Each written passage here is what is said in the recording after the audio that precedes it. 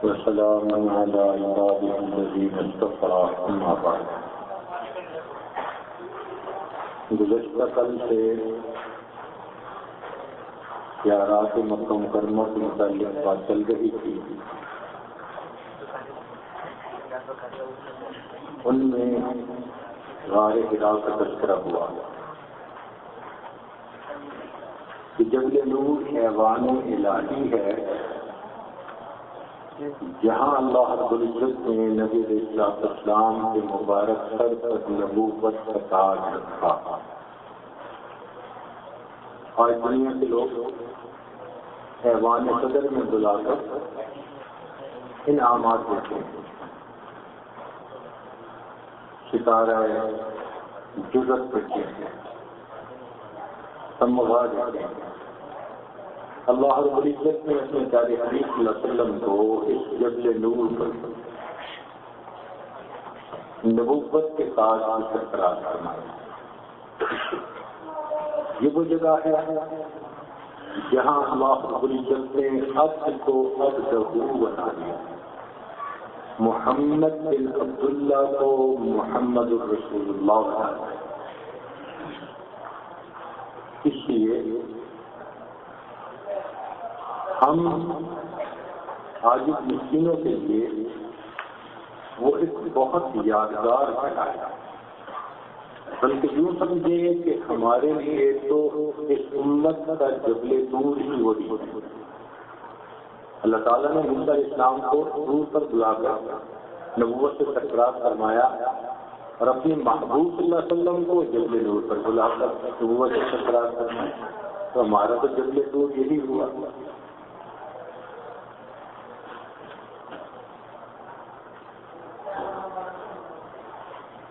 دوسری جگہ جو اس بارے میں اہم ہے وہ جبل ثور. یہ ایک غار ہے جو مکہ مکرمہ سے جنوب کی طرف ہے. اس کی اہمیت کیوں بنی کہ قریش مکہ نے آپس میں ایک میٹنگ رکھی کہ ہمارے معبودوں کو برا بھلا کہا جاتا ہے، نوجوان لوگ اس نبوت کے دعویٰ کرنے والے نوجوان کے ساتھ جڑتے چلے جا رہے ہیں. اس کا پھر پکا بندوبست کیا جائے گا. چنانچہ انہوں نے دارالندوہ میں ایک میٹنگ بلائی. صنادید قریش وہاں پر اکٹھے ہوئے. ان میں ایک بوڑھا تھا، وہ بھی ساتھ شامل ہو گیا. لوگوں نے پوچھا کہ تو کون ہے؟ کہنے لگا میں نے دودھ پہ بال سفید نہیں کیے، تجربہ رکھتا ہوں، مہارت رکھتا ہوں، اچھی بات کہوں گا قبول کر لینا. چنانچہ وہاں ڈسکشن چلی کہ اس کا مستقل حل کیا. پہلی تجویز یہ آئی کہ نبوت کا دعویٰ کرنے والے اس نوجوان کو حد سے بجا محبوس کر دیتے ہیں، کیونکہ اس کا تجربہ وہ کر چکے تھے. شیخ ابی طالب نے جب انہوں نے مقاطعہ کیا تھا تو وہ محسوس کرتے تھے کہ اس کا باقاعدہ اثر ہوتا ہے. تو اس تجربے کی روشنی میں پہلی تجویز یہ آئی کہ ان کو کسی جگہ بند کر دیا جائے، نکلنے ہی نہ دیا جائے، لوگ مل نہیں سکیں گے، یہ بات نہیں کر سکیں گے، پیغام پہنچے گا ہی نہیں.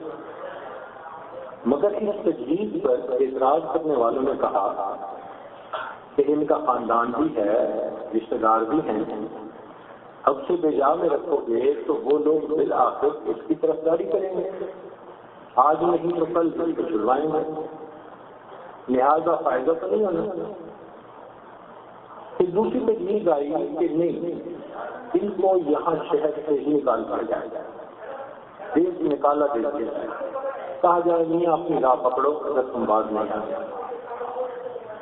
اس پر ذرا ہوئی تو اعتراض یہ ہوا کہ بھائی یہاں تو جو ہو رہا ہے ہماری آنکھوں کے سامنے، اگر یہ کہیں اور چلا گیا تو وہاں جا کر تو کھل کھیلنے کا موقع مل جائے گا. تو وہاں کے لوگ اگر اس کے ساتھ ہو گئے تو یہ تو مستقل ہمارے خلاف ایک محاذ بن جائے گا. ہو سکتا ہے کہ وہ لوگ ہم سے لڑنے کو بھی آمادہ ہو جائے، تو ان کو مضبوط ہونے کا موقع نہیں دینا چاہیے. بالآخر ابو جہل نے یہ تجویز دی کہ پھر میری نظر میں تو حل یہ آتا ہے کہ اس کا قصہ ہی تمام کر دیا جائے. اس پر وہ جو بوڑھا تھا نا وہ اچھلا کہنے لگا اب کی نہ ضرورت سب کی بات، یہ بالکل صحیح تجویز ہے، اس کا ہی مثال ہے. لیکن اس پر پھر دینا ہوا کہ قریش جو اس کے طرفدار ہے وہ اس بندے کو جو ان کو ٹھکانے لگائے گا اس سے قتال کریں گے اور یہ تو مسئلہ چل پڑے گا. تو اس بوڑھے نے یہ تجویز دی کہ دیکھو جتنے عبد مناف کی اولاد میں سے لوگ ہیں اور جتنے قبیلے بڑھ گئے سب میں سے ایک ایک نوجوان ہیں، کیونکہ عرب کے تمام قبیلوں کا ایک ایک نوجوان اس میں شامل ہوگا اور وہ سب ایک ہی مرتبہ حملہ کرنے لگے. تو اب اس کے جو طرفدار ہیں وہ کس سے لڑیں گے؟ آپ کہہ رہے ہیں کہ سارے جہان سے تو جنگ نہیں کر سکتے. چنانچہ ان لوگوں کو یہ تجویز بہت پسند آئی اور انہوں نے فیصلہ کیا کہ بس راتوں رات پر عمل کر لینا چاہیے. چنانچہ ہر قبیلے کا ایک نوجوان رات کے اندھیرے میں چمکتی تلواروں کے ساتھ انہوں نے نبی علیہ السلام کے جو گھر مبارک تھا اس کا محاصرہ کر لیا. اللہ رب العزت نے اپنے پیارے حبیب صلی اللہ علیہ وسلم کو آگاہ فرما دیا، اطلاع دیا. نبی علیہ السلام نے انتہائی حکمت عملی کے کام لیتے ہوئے اپنے بستر کے اوپر حضرت علی رضی اللہ تعالی عنہ کو سلا دیا، کمبل ڈال دیا. کیوں کہ اگر کوئی باہر سے دیکھے گا تو اس کو یہ تو پتہ چلے گا نا کہ چارپائی پہ ابھی تک کوئی سویا ہوا ہے.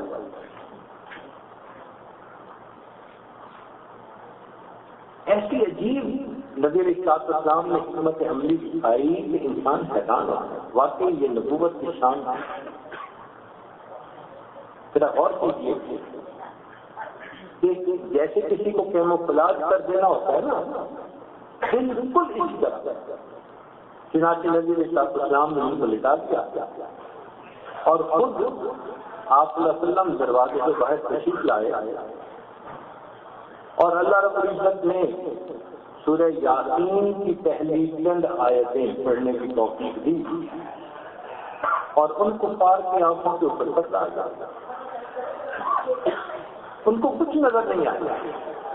وَجَعَلْنَا مِن بَيْنِ أَيْدِيهِمْ سَدًّا وَمِنْ خَلْفِهِمْ سَدًّا فَأَغْشَيْنَاهُمْ فَهُمْ لَا يُبْصِرُونَ. بالکل اس کا مثال تھا. نبی علیہ السلام وہاں سے چلے اور آپ صلی اللہ علیہ وسلم صدیق اکبر کے گھر تشریف لائے. جیسے ہی دروازے پر آئے ذرا سی آہٹ پر فوراً صدیق اکبر نے دروازہ کھول دیا. نبی سامنے ابو بکر جاگ رہے تھے.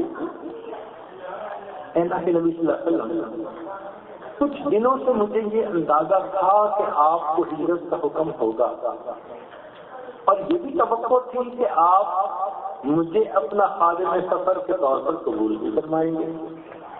جس دن سے ابو بکر کو یہ خیال آیا ابو بکر نے رات کا سونا چھوڑ دیا. ایسا نہ ہو کہ آپ تشریف لائیں اور میرے دروازے پر آپ کو انتظار میں کھڑا ہونا پڑے. یہ عاشق ساتھ نبی علیہ السلام اندر تشریف لے آئے. صدیق فلانوں کے گھر میں دو پتھر تھے. ایک کا نام تھا مصطفیٰ اور ایک کا نام تھا متدل. ایک پتھر پر آپ صلی اللہ علیہ وسلم اپنے بائیں ہاتھ کا ٹیک لگاتے تھے بیٹھ کے، یوں تکیہ جیسے بنتا تو تکیہ سے مصطفیٰ تھا. اور دوسرے کو متکلم اس لیے کہتے تھے کہ جب نبی اسلام تشریف لاتے تو وہ سلام عرض کیا کرتا تھا. نبی صاحب نے فرمایا ابو بکر مجھے تنہائی چاہیے، بات کرنی ہے۔ اے اللہ کے پیارے حبیب صلی اللہ علیہ وسلم، میرے علاوہ یہ میری بیوی اور یہ میری 2 بیٹیاں، کوئی اور تو ہے نہیں، آپ نے جو بات کرنی ہے کیجیے۔ تو نبی علیہ السلام نے اس پر اطمینان کا اظہار فرمایا۔ اس کا مطلب یہ کہ گھر کے چھوٹے سے بڑے پر نبی علیہ السلام کی ذات بابرکات کو پورا اعتماد، پورا اعتماد۔ آپ صلی اللہ علیہ وسلم نے فرمایا کہ مجھے حکم ہوا ہے کہ تم یہاں سے ہجرت کرو۔ جیسے یہ ہوا صدیق اکبر نے گھر کا ہاتھ سے تیاری کرو۔ چنانچہ اسماء رضی اللہ تعالی عنہا جو آپ کی بڑی بیٹی تھی، عائشہ صدیقہ رضی اللہ تعالی عنہا کی بڑی بہن، ان کے پاس دوپٹہ تھا، انہوں نے فوراً ہی دوپٹے کو پھاڑ کے 2 حصے کر دیے۔ ایک حصہ اپنے سر پہ رکھ لیا پردے کے لیے، اور دوسرے سے انہوں نے سامان کو باندھا، جو کچھ کھانا پینا تھا، ضروریات سفر ہوتی ہیں۔ چنانچہ ان کا نام ذات نصافتین پڑ گیا، 2 بٹوں والی، 2 دوپٹوں۔ نبی علیہ السلام یہاں سے جب باہر نکلے تو مدینہ طیبہ جانے کے لیے شمال کی طرف راستہ جاتا تھا۔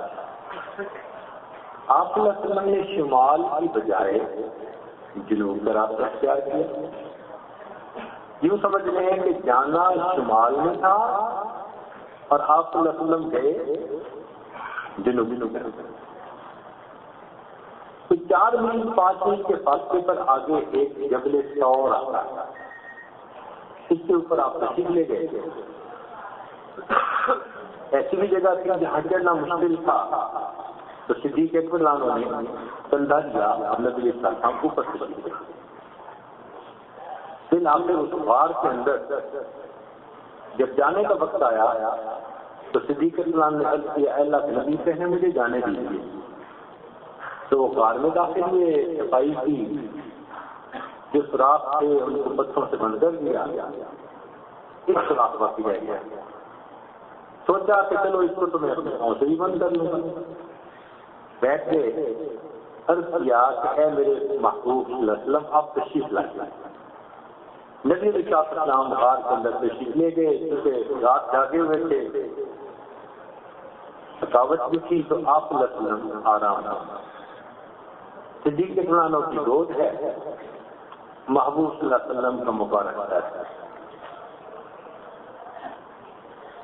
2 گودوں کو نبی علیہ السلام نے عزتوں میں تمام بخشا۔ ایک گود میں سر رکھا تو اسے صدیق بنا دیا، اور آخری لمحات زندگی میں دوسری گود میں سر رکھا، اسے صدیق کائنات بنا دیا۔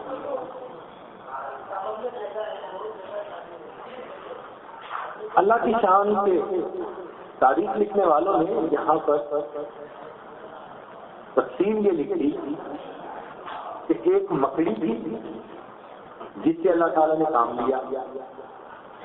اس نے کیا کیا کہ اس غار کے اوپر جالا بنا دیا۔ 2 کبوتریاں تھیں، انہوں نے ہمیں بھی دے دیے۔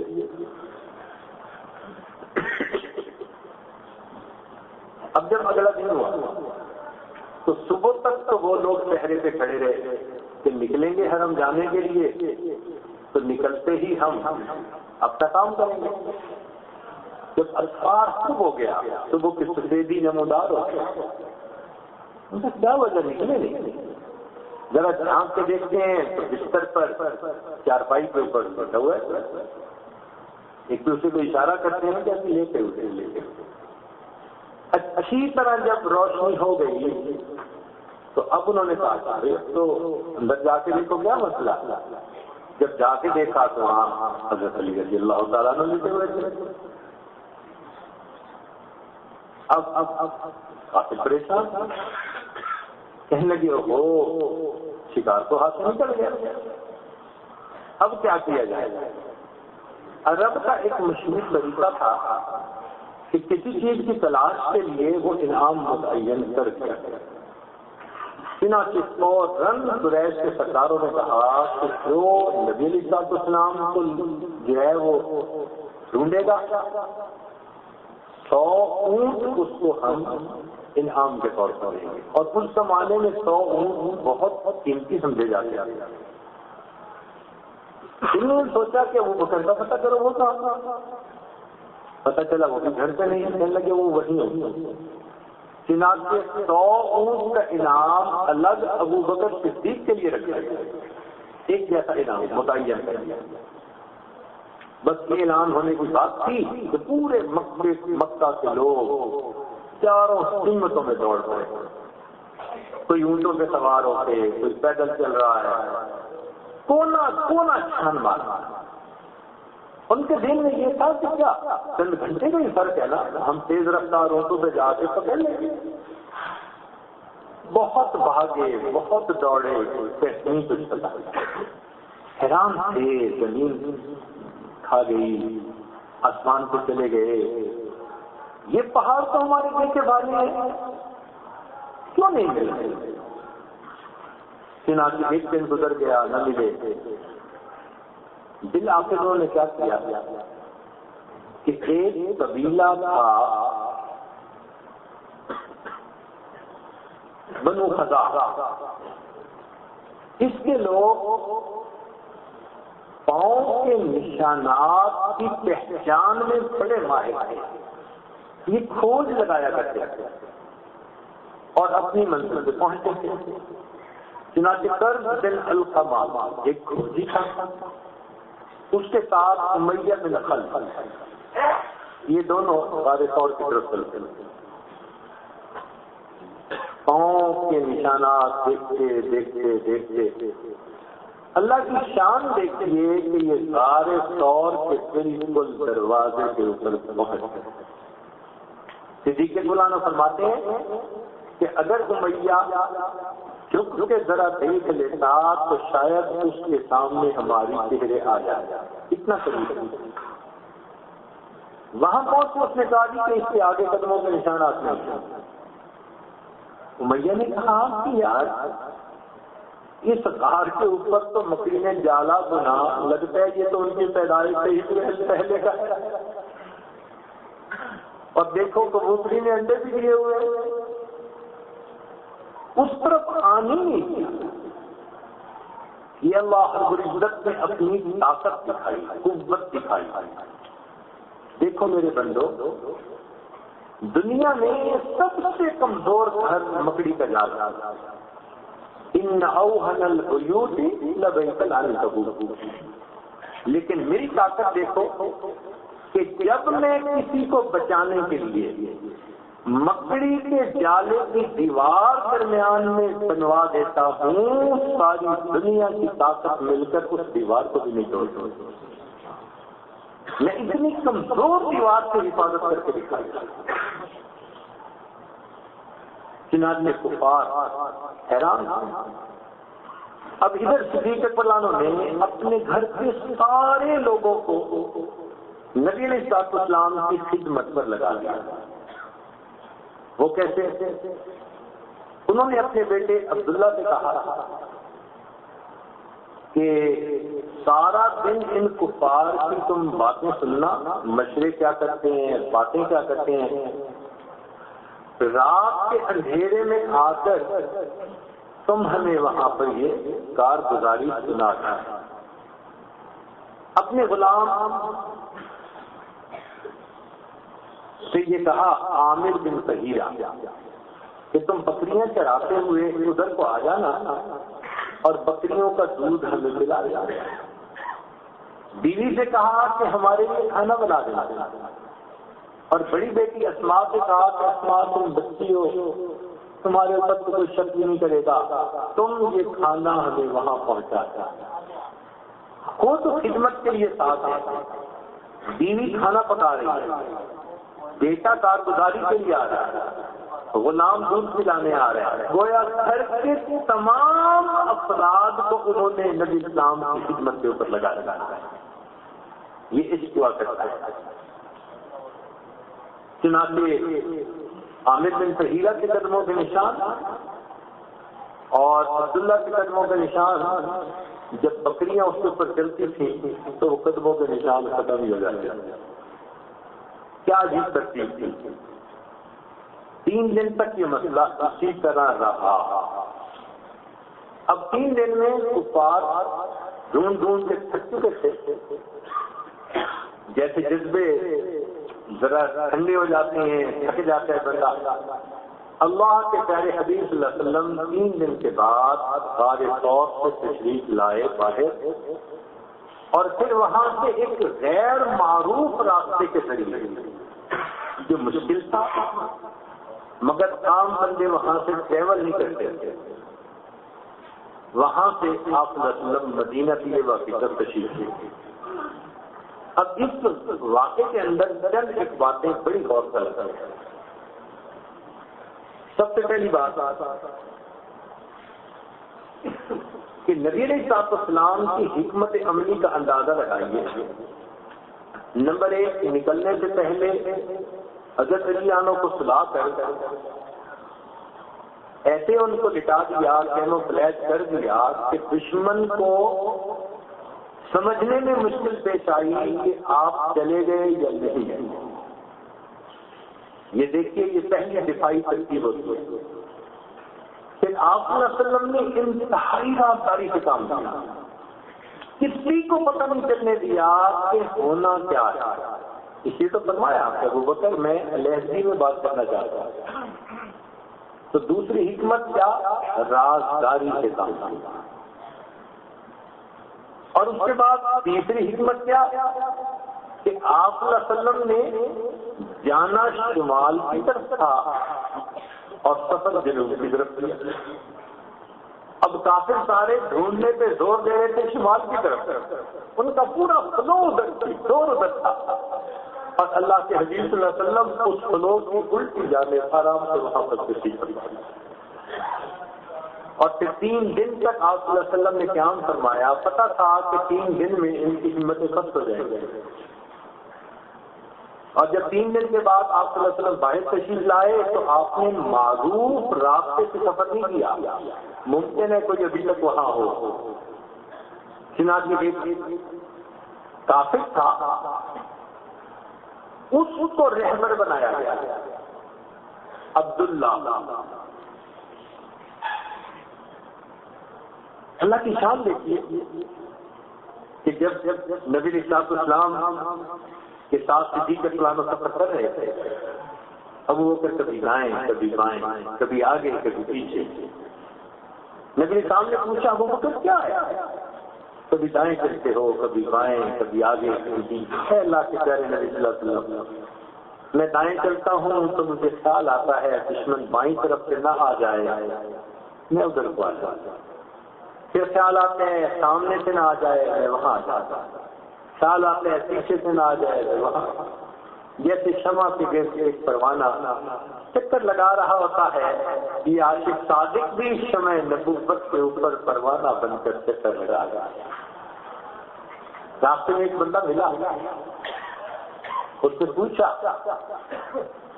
ابو بکر یہ تمہارے ساتھ کون ہے؟ تو ابو بکر صدیق عنہ نے تاریخی جملہ کہا, فرمایا یہ وہ شخص ہے اللہ کی یہدینی السبیل, جو مجھے راستے کی رہنمائی کرتا ہے. یہ الفاظ ایسے تھے کہ سننے والے نے کہا کہ اس نے رہبر بنایا ہوا ہے. اور صدیق عنہ کا کہنا تو یہ تھا کہ یہ تو مجھے جنت تک, اللہ کی رضا تک پہنچنے کا راستہ بنانے والے ہوتے. کیا اللہ نے ان کو سمجھ دی ہوئی, کیا فراست دی ہوئی, اللہ اکبر کر دی ہوئی. چنانچہ نبی علیہ السلام جب وہاں غار میں تشریف فرما تھے اور امیہ بن خلف اور وہ فوجی قریب آ گئے تو صدیق عنہ کے چہرے پر نہ غم کے آثار نمایاں ہیں. اللہ رب العزت کو یہ لقطہ ایسا پسند آیا کہ غار ثور کی کہانی اللہ رب العزت کی زبانی, اللہ نے قرآن کا حصہ بنا. فرمایا ثانیت نہیں، دو میں سے دوسرا، اذ ہما فی الغار، جب دونوں غار میں تھے، اذ یقول لصاحبہ لا تحزن ان اللہ معنا۔ اب یہ چند الفاظ ہیں مگر ایک ایک لفظ مستقل ایک باب۔ اب ذرا چند لفظوں کو آپ کے سامنے ذرا کھولتے ہیں۔ فرمایا ثانیت نہیں، اس کا ترجمہ ہے دو میں سے دوسرا۔ قرآن نے لفظ بھی عجیب استعمال کیا، نبی علیہ السلام اور صدیق اکبر عنہ ان دونوں کے لیے نام نہیں لیا، بس کہا دو میں سے دوسرا۔ تو اللہ نے یہ ثانی والی جو نسبت کی صدیق اکبر عنہ کے لیے پکی فرما دی۔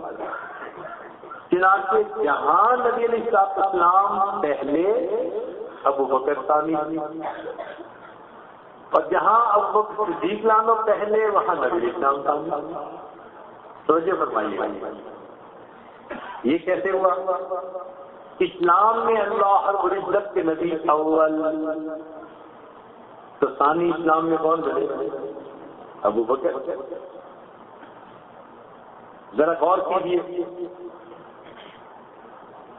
کہ خلافت قائم کرنے میں، احکام خداوندی کو دنیا میں قائم کرنے میں اللہ کے پیارے حبیب صلی اللہ علیہ وسلم اول، تو ثانی کون بنے؟ آپ کے بعد پھر خلیفہ کون بنے؟ ابو بکر۔ جہاں نبی علیہ السلام اول، وہاں ابو بکر۔ نبی علیہ السلام تشریف دنیا سے جب لے گئے تو گنبد خضرا کے اندر آپ مدفون ہوئے، تو دفن ہونے میں نبی علیہ السلام اول، تو ابو بکر صدیق اس میں۔ یہ تو چند مثالیں ہیں نا، وقت کی کمی کی وجہ سے، ورنہ تو علماء نے درجنوں مثالیں۔ اچھا، اسی طرح جہاں ابو بکر اول، وہاں نبی علیہ السلام ثانی۔ وہ کیسے ہوئے؟ 9 ہجری میں حج فرض ہوا۔ نبی علیہ السلام نے پہلے سال 300 صحابہ کو بھیجا اور ابو بکر صدیق عنہ کو امیر حج بنایا۔ تو حج کے قافلے کا امیر بننے کی پہلی سعادت کس کو ملی؟ اور 10 ہجری کو حج کی سعادت میں امیر قافلہ کون بنے؟ جہاں وہ اول، یہ ثانی۔ اور ذرا غور کر لیجیے، کسی غار طور میں داخل ہونا تھا تو پہلے داخل کون ہوئے اور پھر داخل کون ہوئے؟ نبی علیہ السلام کی اپنی جو مرض وفات، آپ صلی اللہ علیہ وسلم کے حکم پر ابو بکر صدیق مصلی پر امامت کے لیے کھڑے ہوتے ہیں، تو ابو بکر امامت میں اس نماز میں اول، اور درمیان نماز میں نبی علیہ السلام تشریف لائے اور آپ نے باقی کی امامت فرمائی، تو پھر ثانی کون بنے؟ ایک نسبت اللہ نے ایسی دے دی تھی، دو میں سے دوسرا۔ یہ اول جہاں تو یہ ثانی، جہاں یہ اول وہاں وہ ثانی۔ دونوں کے اندر ایک نسبت اللہ نے ایک لفظ استعمال کیا، ثانیت نہیں، دو میں سے دوسرا۔ ابو بکر صدیق عنہ کے نصیب دیکھیے، ایسی نسبت اس کائنات میں کسی اور کو حاصل نہیں ہوئی جو اللہ تعالیٰ نے سیدنا صدیق اکبر رضی اللہ تعالیٰ عنہ۔ اچھا دیکھیے آگے فرمایا، اذ یقول لصاحبہ، جب اس نے اپنے صاحب سے یہ کہا۔ اب نبی علیہ السلام کے صاحب ہونا صدیق عنہ کا نہیں، قرآن سے ثابت ہے، اور یہ صدیق عنہ کا بڑا اونچا مرتبہ ہونے کی دلیل ہے کہ اللہ نے ان کو کہا کہ یہ ان کے صاحب۔ اچھا، یہاں پر بعض مخالفین جن کو صدیق عنہ کا نام اچھا نہیں لگتا، ان کا کام اچھا نہیں لگتا، وہ کہتے ہیں جی کہ یہ صاحب ہونا کون سی بڑی بات ہے؟ پوچھے کیوں بھائی؟ کہتے ہیں کہ یوسف علیہ السلام کے ساتھ جیل میں لوگ تھے تو ان کو بھی کہا گیا یا صاحب السجن، تو تھوڑا سا غور کریں تو فرق ہے. وہاں یوسف علیہ السلام فرماتے ہیں یا صاحب السجن، اے میرے جیل کے ساتھیو. ساتھ فقط جیل کی حد تک کا ہے، ویسے ساتھ نہیں ہے. اور یہاں کیا فرماتے ہیں کہ یقولو لصاحبہ ہی کی ضمیر رجل السلام، یہ فقط غار کے ساتھ نہیں ہے، ہی کی وجہ سے اللہ نے تو مزار کا بھی ساتھی بنا دیا. تو فرق. بعض مخالفین کہتے ہیں کہ جی دیکھو نبی علیہ السلام نے فرمایا لا تحزن، گھبراؤ نہیں. کیا مطلب؟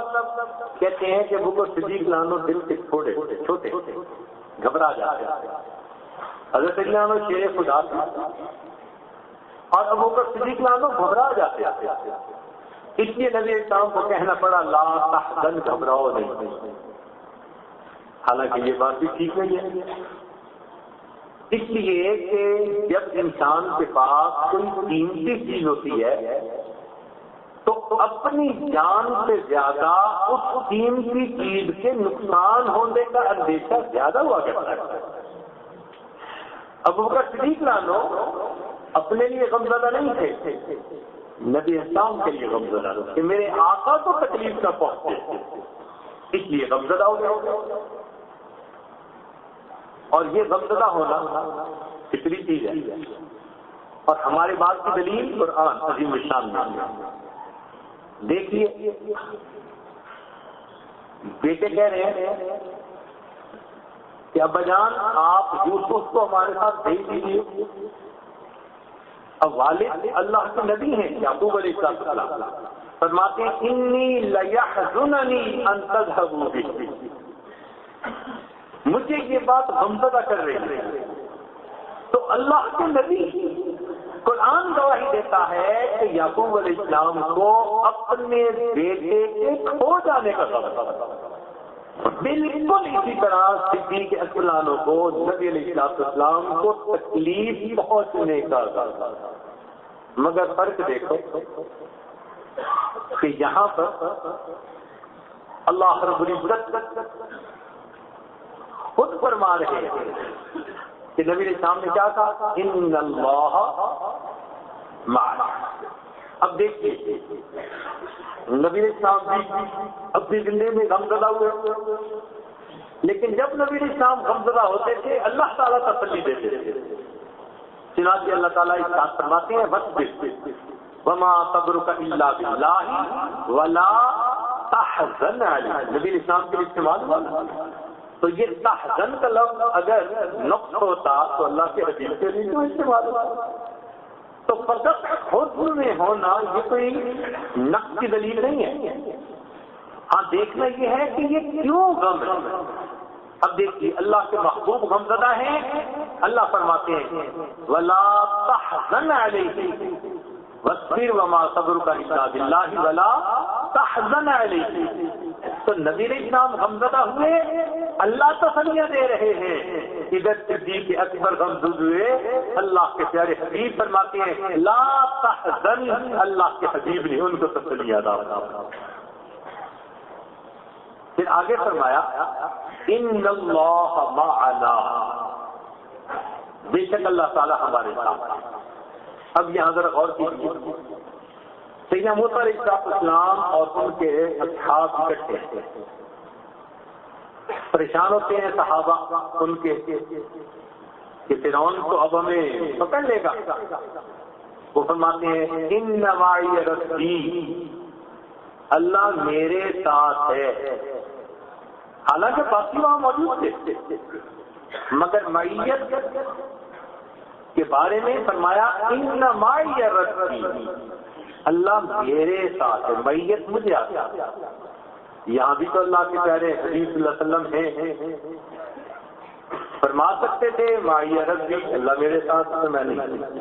ان اللہ معنا، اللہ ہمارے ساتھ.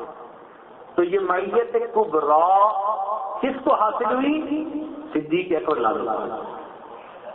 چنانچہ نبی علیہ السلام کے ساتھ ہر چیز میں معیت ملی ہوئی، ہر چیز میں معیت ملی.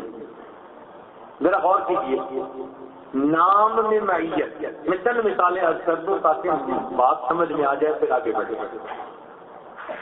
نام میں معیت وہ کیسے کہ صحابہ جب آتے تھے تو نبی علیہ السلام کو آ کر کہتے تھے یا رسول اللہ، تو جہاں نبی علیہ السلام کا نام آتا وہاں اللہ کا نام آتا، یا رسول اللہ۔ اور جب نبی علیہ السلام نے پردہ فرمایا تو ابوبکر صدیق لانو کو نام سے کوئی نہیں پکارتا تھا، عمر لانا بھی آتے تھے تو آ کر کہتے تھے یا خلیفۃ رسول اللہ، اے اللہ کے رسول کے خلیفہ۔ تو دیکھیے معیت نام میں،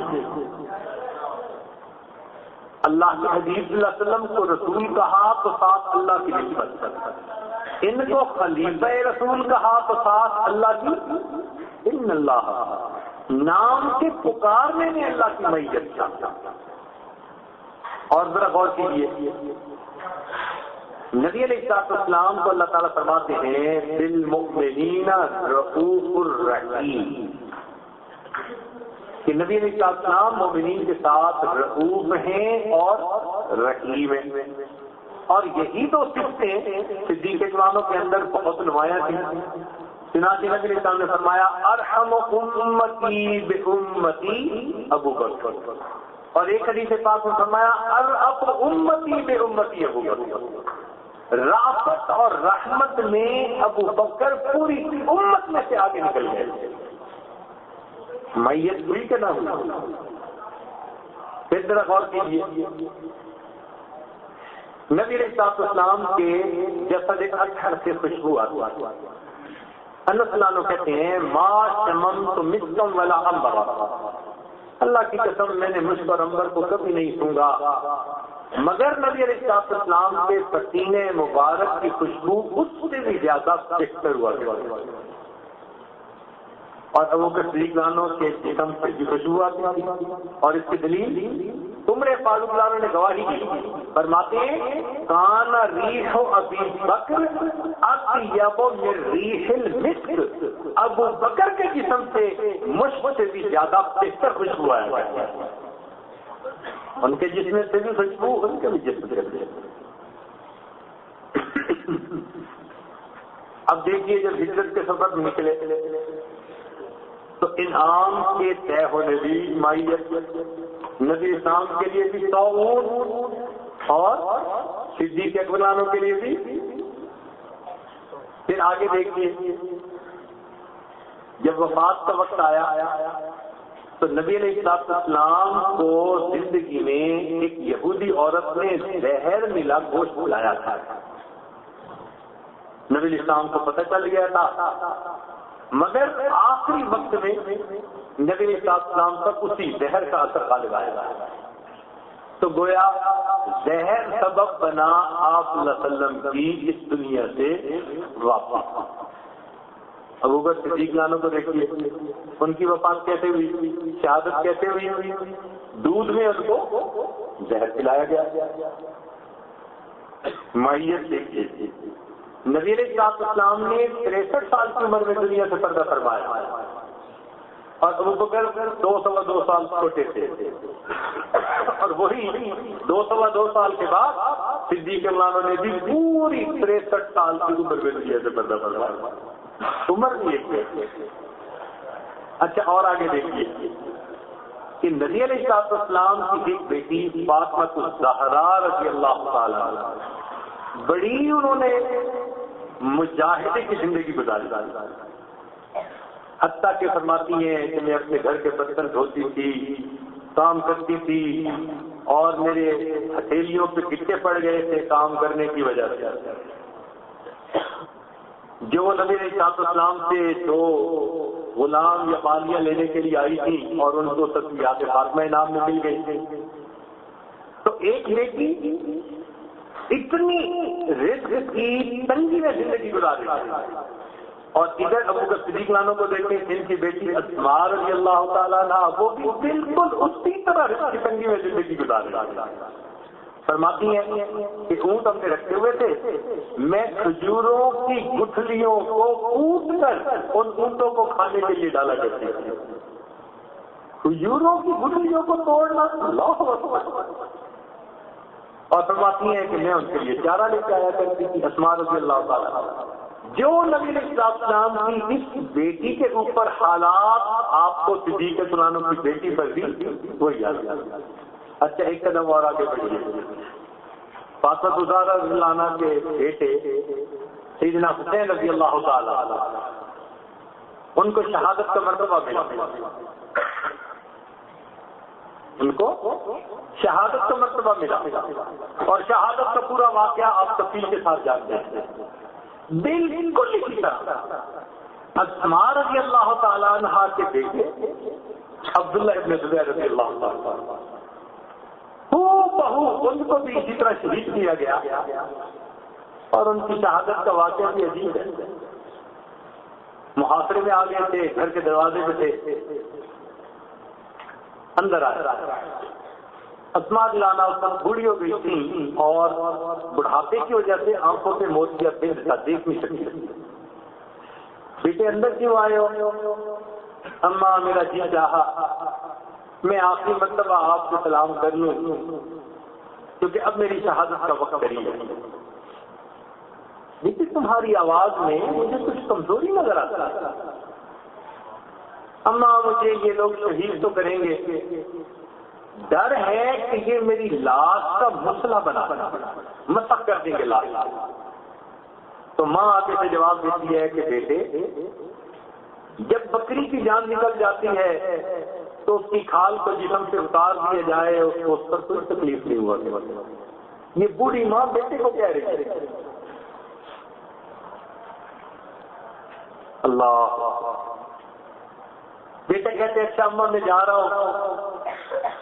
اس وقت ماں دعا دیتی ہے، اے اللہ تو جانتا ہے کہ میرا یہ بیٹا سردیوں کی لمبی راتوں میں تیرے سامنے مصلی پہ کھڑا ہو کر قرآن پڑھنے والا، گرمی کے لمبے دنوں میں تیرے سامنے روزہ رکھنے والا، اور اپنی خدمت کے ذریعے ماں اور باپ کے دل کو خوش کرنے والا میرا بیٹا۔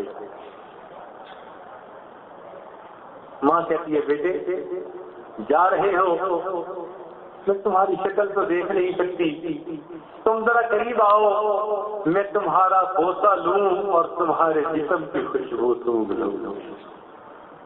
میرے قریب آؤ، میں تمہارا بوسہ لوں اور تمہارے جسم کی خوشبو سونگھ۔ اللہ، اور یہ بیٹا جاتا ہے اور شہید ہو جاتا ہے۔ تو جو فاطمہ الزہرا رضی اللہ تعالیٰ عنہا کے بیٹے کے ساتھ شہادت کا معاملہ پیش آیا، ادھر وہی اسماء لانا کے بیٹے کے ساتھ شہادت کا معاملہ۔ تو صدیق اکبر لانو اور نبی علیہ السلام کے ان معاملات میں بالکل میت نظر آتی ہے، ہر لحاظ سے۔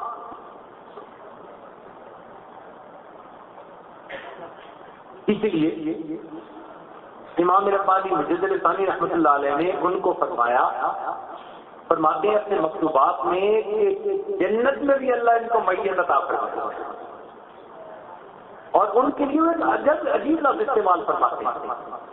وہ صدیق اکبر کو کہتے ہیں کہ ہم خانہ رسول، فارسی کے اندر ہے نا مکتوبات، تو لفظ استعمال کیا ہم خانہ رسول، کہ یہ جنت میں رسول اللہ صلی اللہ علیہ وسلم کے ہم خانہ ہوں گے، ایک گھر میں ہوں گے۔ تو پوچھنے والوں نے پوچھا کیسے؟ فرمانے لگے کہ ایک گھر کی 2 منزلیں ہوں گی، نیچے ابو بکر ہوں گے، اوپر اللہ کے پیارے حبیب صلی اللہ علیہ وسلم۔ وہاں بھی وہی ہے، لا تحزن ان اللہ معنا، یہ میت کبریٰ اللہ نے صدیق اکبر کو، اس لیے وہ ہر معاملے میں آگے۔ اور ویسے بھی عجیب دیکھو کہ اللہ نے نام دی ابو بکر، اور یہ جو لفظ ہے نا اس کے حروف اصلی ہے 3، با، کاف اور را۔ ہم کہتے ہیں نا با کلمہ، عین کلمہ، لام کلمہ، تو حروف ہیں اس کے با، کاف اور را۔ عربی کے جس لفظ میں یہ حروف اصلی آئے اس کا لفظ کا مطلب یہی ہوتا ہے کہ دوسروں سے آگے. مثال کے طور پر بکرا، کل صبح، یعنی کل کون سا وقت؟ صبح کا آگے. بکور، موسم کا سب سے پہلا پھل. تو بکرا بھی آگے اور بکور بھی، اور باقرا وہ بچی جو پہلی مرتبہ کسی شوہر کو دیکھے تو با کاف را کے حروف ہی بتا رہے ہیں کہ جس کا یہ نام ہوگا وہ ہر معاملے میں دوسرے سے. اور اللہ نے دنیا میں ابوبکر صدیق کو بھی ایسا بتا دیا. بعض افراد کلمے تھے ہر لحاظ سے صحابہ سے آگے چلے. اللہ نے ہم کو یہ مقام عطا فرمایا. علامہ اقبال نے ان کے لیے ایک عجیب لفظ استعمال کیا ہے، میں حیران ہوتا ہوں. کہتے ہیں اے کلیم اول نائے میں، کہ نبی علیہ السلام یہ میرے طور کے، جیسے طور پر اللہ کی تجلیات تھی، نبی علیہ السلام کے قلب مبارک پر بھی اللہ کی تجلیات تھی، مگر اس طور پر موسیٰ کلیم اللہ تھے اور میرے اس طور پر ابو بکر آپ کلیم ہیں. اے کلیم اول نائے، عجیب لفظ استعمال کیا. تو اللہ رب العزت نے سیدنا صدیق اکبر کو یہ مقام عطا فرمایا. اب ذرا آگے کی بات سنیے. جہاں اس کا تعلق ہوتا ہے نا تو جی چاہتا ہے کہ بس میں ہوں اور میرا محبوب ہوں. یہ کچھ شاخ کی ہمیشہ تمنا رہتی ہے. اللہ رب العزت نے صدیق اکبر کی یہ تمنا پوری کری. غار ہے، دن رات ہیں، محبوب ہیں، اور صدیق اکبر ان کے آج ہم ہی ہم ہو، تیری محفل میں کوئی اور نہ ہو. ہم ہی ہم ہو، تیری محفل میں کوئی اور نہ ہو. اللہ رب العزت نے یہ نعمت صدیق اکبر رضی اللہ تعالی عنہ کو عطا فرمایا. چنانچہ جی چاہتا ہے کہ بس میں محبوب کا دیدار کرتا رہوں، اور اللہ تعالیٰ نے یہ سعادت صدیق اکبر کو عطا فرمایا. گود ہے نبی علیہ السلام میں اپنا سر مبارک رکھا ہوا اور صدیق اکبر بیٹھے ہوئے نبی علیہ السلام کے چہرے انور کو دیکھ رہے. آج تو دنیا کے عاشق کہتے ہیں کتاب کھول کے بیٹھوں تو آنکھ روتی ہے، ورق ورق تیرا چہرہ دکھائی دیتا ہے. اے محبوب میں آج کتاب کھولتا ہوں، مجھے کتاب کے اوپر ہر صفحے پر تیرا چہرہ نظر آتا ہے. ابو بکر آپ کی تو شان ہی اور نکلی، آپ کے سامنے محبوب کا چہرہ ہی کتاب کے بارے میں کھلا ہوا تھا. اب تو محبوب کے چہرے کو دیکھتے ہیں. سبحان اللہ. اب یہ عجیب لمحات تھے. ایک طرف حسن رسول صلی اللہ علیہ وسلم ہے اور دوسری طرف اس کے صدیق ہے. حسن اور عشق کا یہ منظر کائنات میں کبھی نہیں دیکھا ہوگا. ایک طرف حسن رسول جو حسن میں کمال، اور دوسری طرف عشق رسول صلی اللہ علیہ وسلم میں صدیق اکبر کو کمال دیا. یہ حسن ساتھ عشق کے کیا لاجواب ہے. یہ حسن ساتھ عشق کے کیا لاجواب ہے. رکھی ہوئی رحل سے خدا کی کتاب. شاہ اللہ مدینی نے ایک عجیب بات کی. فرماتے ہیں کہ ابو بکر جب آپ غار میں بیٹھے تھے اور آپ کی گود میں نبی علیہ السلام کا مبارک سر تھا، تو مجھے اس تصور کی آنکھ سے یوں لگتا ہے کہ جیسے نبی علیہ السلام کا مبارک چہرہ کھلے قرآن کی مانند تھا. کھلے قرآن کی مانند. کان خلقہ القرآن، قرآن کی مانند اخلاق. نبی علیہ السلام کے بارے میں عائشہ صدیقہ رضی اللہ تعالیٰ عنہا سے پوچھا گیا کہ نبی علیہ السلام کے بارے میں بتائیے. انہوں نے کہا کہ یوں لگتا تھا جیسے قرآن کھلا میرے آنکھوں کے سامنے. تو فرماتے ہیں کہ ابو بکر مجھے آپ کی گود رحل کی معنی میں نظر آتی ہے اور نبی علیہ السلام کا مبارک چہرہ وہ مجھے مصحف کی طرح قرآن مجید کی طرح کھلا نظر آتا ہے، اور ابو بکر تو مجھے قاری نظر آتا ہے تو بیٹھا ہوا اس قرآن کو پڑھ رہا تھا۔ یہ حسن ساتھ عشق کے کیا لاجواب ہے، رکھی ہوئی رحل پہ خدا کی کتاب۔ کیا ہوا کہ وہ صدیق نے جہاں پاؤں رکھا ہوا تھا وہاں اندر کوئی کیڑا تھا، سانپ تھا جس سے کاٹا، اور صدیق کے آنکھوں سے درد کی وجہ سے آنسو نکلا۔ نبی اسلام بیدار ہوئے کہ آنسو نبی علیہ السلام کے رخسار مبارک پر گرا۔ پوچھا ابو بکر ماں یا ابو بکر تیری گود میں سرور کائنات کا سر ہے، تو کیوں رو رہا ہے؟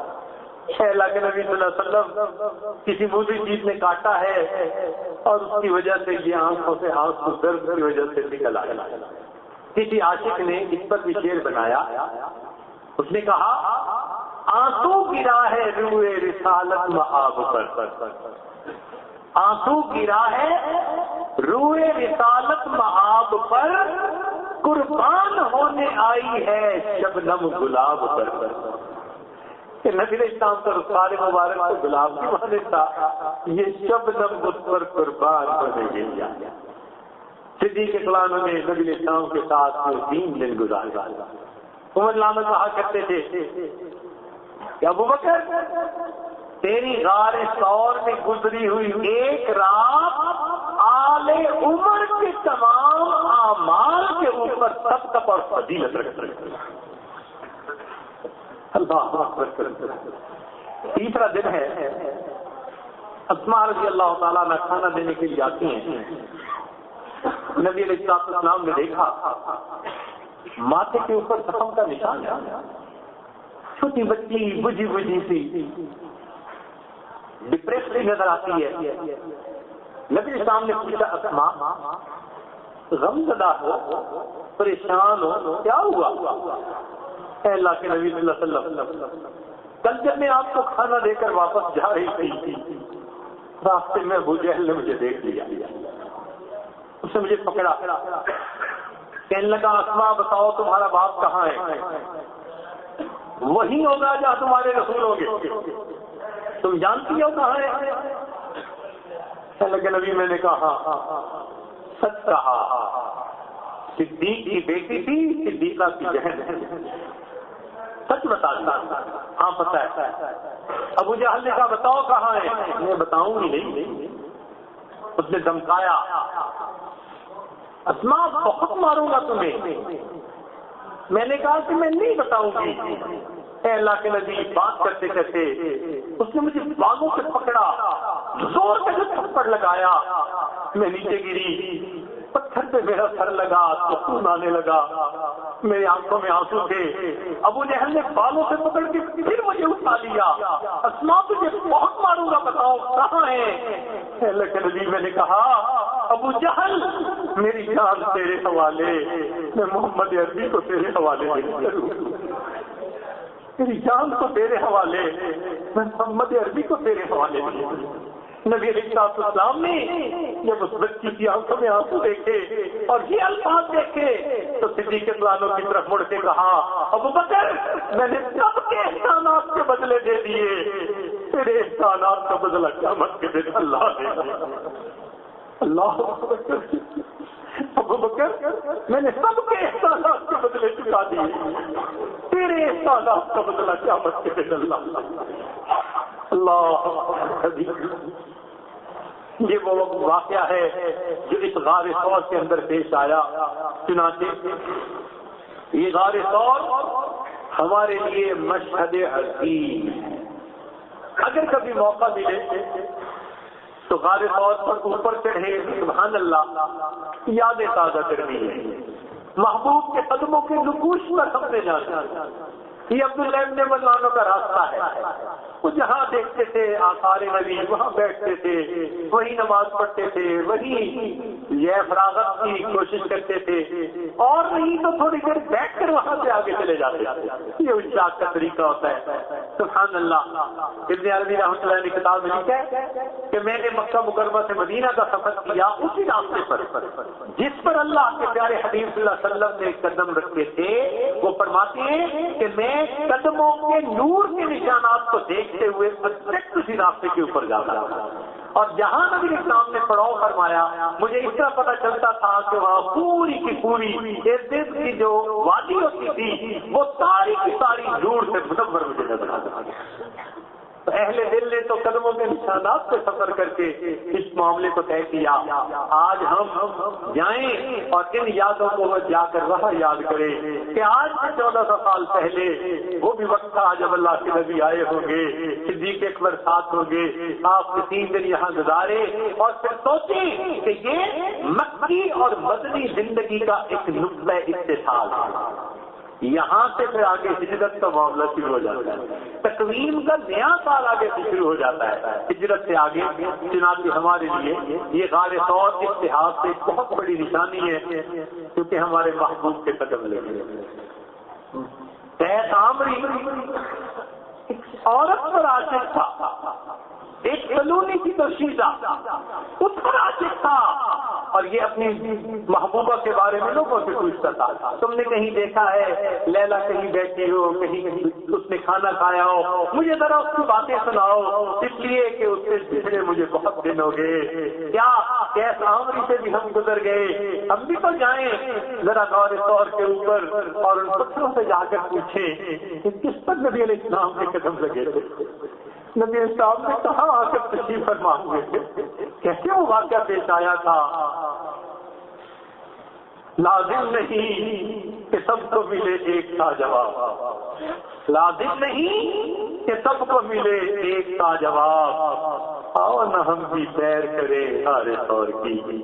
اللہ رب العزت ہمیں بھی ان مقامات کو دیکھنے کی اور اللہ کے پیارے حبیب صلی اللہ علیہ وسلم کی محبت کو اپنے دل میں بسانے کی توفیق عطا فرمائے. وآخر دعوانا ان الحمد للہ رب العالمین. سبحان ربی العظیم. ربنا لا تزغ قلوبنا بعد إذ هديتنا وهب لنا من لدنك رحمة إنك أنت الوهاب. ہمارے سماج کے آج مسکین بندے ہیں, ہمارے گناہوں کو معاف فرما, خطاؤں سے درگزر فرما, عیبوں کی پردپوشی فرما. میرے مولا اس کے نبی سے ہمارے دلوں کو منور فرما, ہمارے ظاہر کو نبی اسلام کی سنتوں سے سجا اور ہمارے من کو اپنی معرفت سے منور فرما. اے اللہ ہم آپ کے گھر میں حاضر ہیں, آپ کے بندے ہیں, آپ کے در کے سائل ہیں. اے اللہ ہمارے نفس مطمئنہ بنا دیجیے. اللہ ہمیں گناہوں کی ذلت سے بچا لیجیے, ہمیں سعادت کی عزت عطا فرما دیجیے. اے میرے مولا جو ایام باقی ہیں تقوی طہارت خشوع اور خضوع کے ساتھ یہاں گزارنے کی توفیق عطا فرما دیجیے. جن دوست احباب نے, مردوں نے, عورتوں نے دعاؤں کے لیے کہا, پیغام دیے, اللہ سب کے دلوں کی نیک مرادوں کو پورا فرما دیجیے. صلی اللہ تعالی علی حبیبہ سیدنا محمد و آلہ و اصحابہ اجمعین برحمتک یا ارحم الراحمین.